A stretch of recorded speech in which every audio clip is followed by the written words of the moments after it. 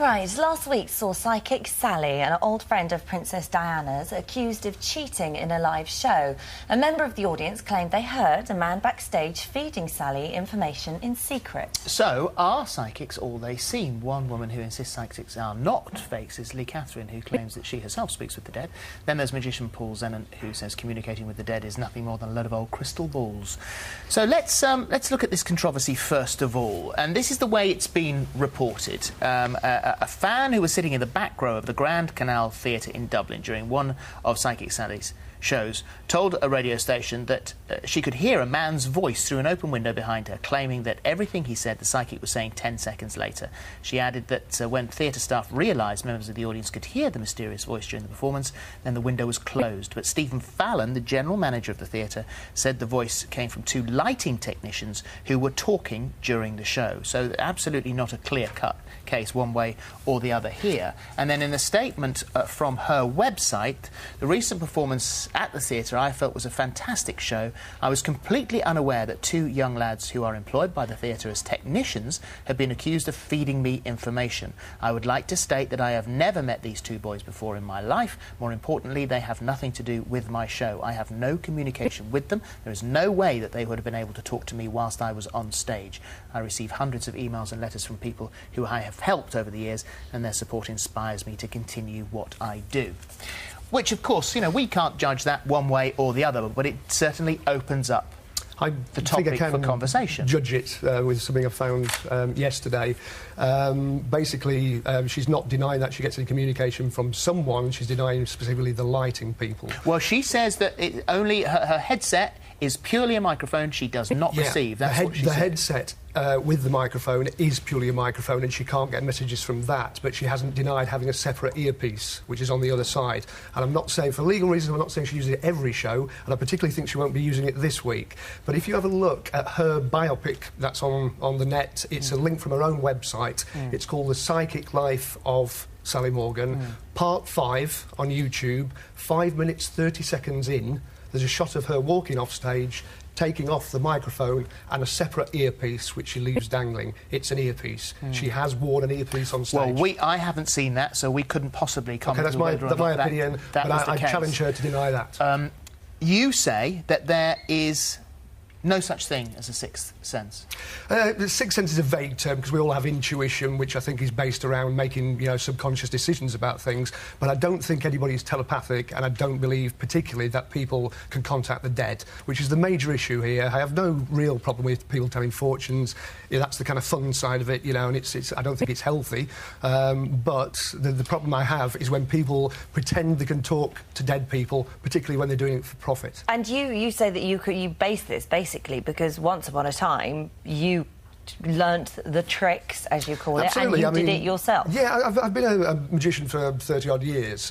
When I was a teenager, I learnt from a guy in Blackpool, my sort of mentor, about these techniques, which we'll probably talk about, cold reading, things like that. And it's basically about judging people's body language, the way they're dressed, the way they react to things, and you basically fish around and tell them things that are quite generic but sound very specific. You know, when someone goes and sees a psychic or a fortune teller, they always do this line about, well, they couldn't have known that thing. I always advise them to record the session because actually there'll be about 70 or 80 misses for every hit. OK, well, on the other side, Leigh, you say that you were born with this sixth sense, if that's what this sort of gift, I guess, of being able to contact the dead.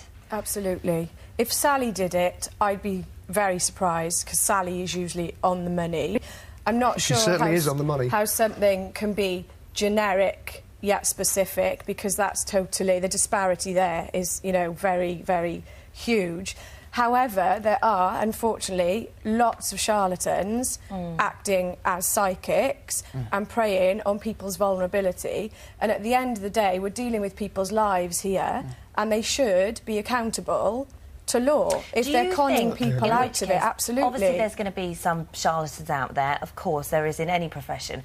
Do you think if you took away the exchange of money, that would separate the people who were really doing it for the greater good and the people who were doing it for profit? It's a good question. Why, if it's a gift, do you know what I mean? And it helps people, why do they charge money for it? If people didn't want to pay for services, they wouldn't pay for services. And I think to a degree, one is saying on Paul's defence that the public are very gullible and they're very vulnerable and they can be duped quite easily. So I think we're underestimating the public. I'm not saying that every member of the public is not gullible or vulnerable, because they are. Well, let's talk about the way that, in that case, if you say that you can talk to the dead and you don't do the cold calling, you don't do the fishing. I don't even know what cold calling is.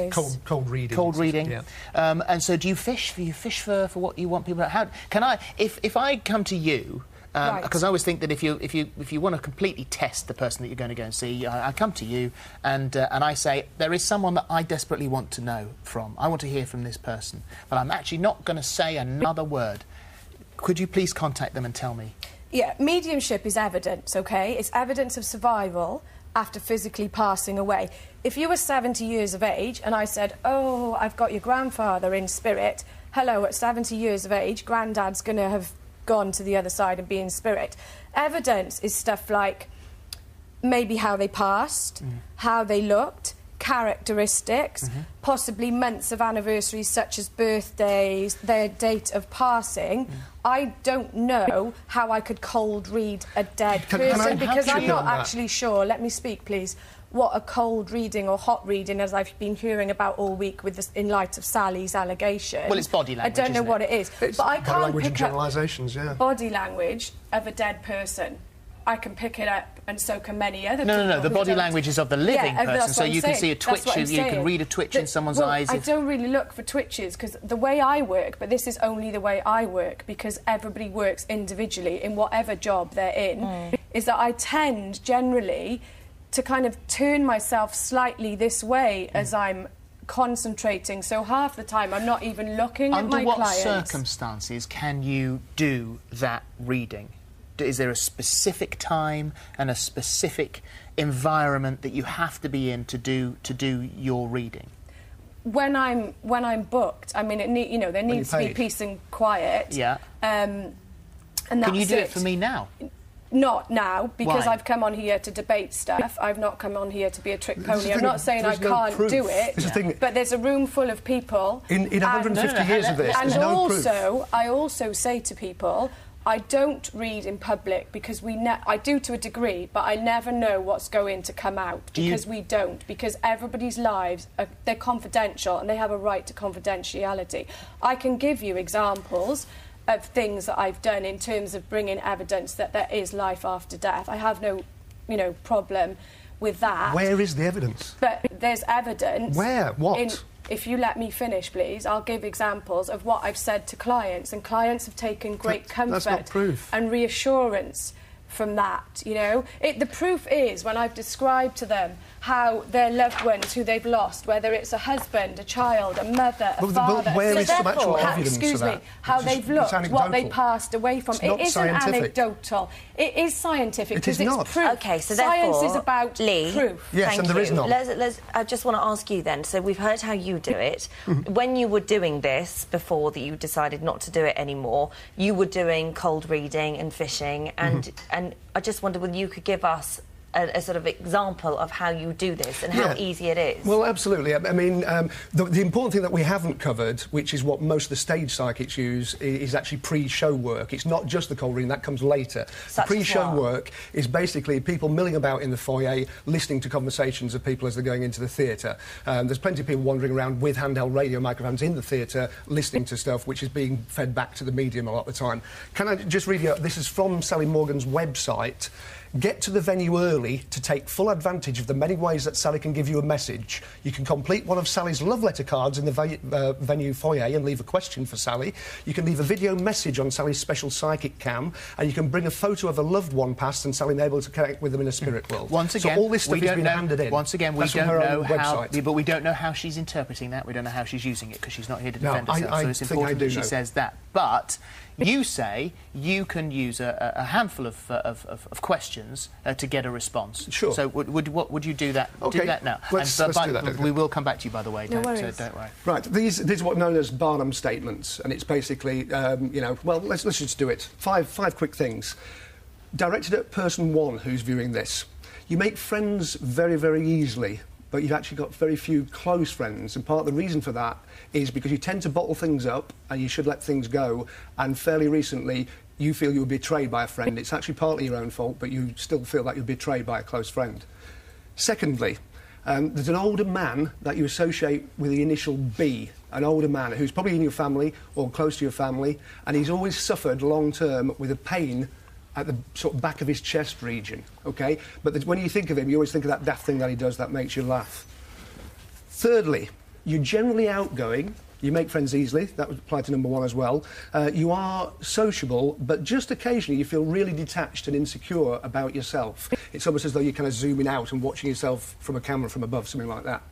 Number 4, you've got a scar. It's only a small scar, and it's not from an operation. It was from an accident you had years ago, and it's on your left leg in the middle.